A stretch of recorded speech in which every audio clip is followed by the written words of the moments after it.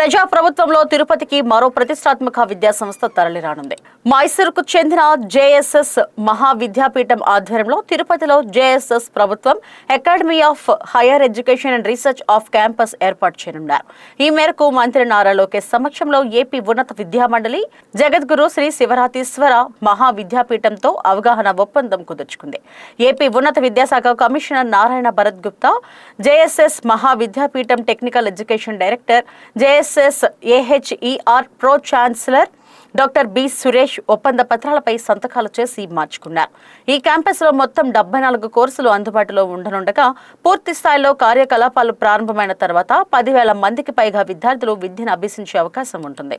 స్వర్ణాంధ్ర విజన్కు అనుగుణంగా ఈ ప్రాజెక్టు ద్వారా ప్రత్యక్షంగా పరోక్షంగా 20,000కు పైగా ఉద్యోగ ఉపాధి అవకాశాలు లభించనున్నాయి. రాష్ట్రంలోని ప్రతిభావంతులైన విద్యార్థులు, పరిశోధకులు ఇతర ప్రాంతాలకు వెళ్లకుండా ఈ సంస్థ తోడ్పాటును అందించనుంది.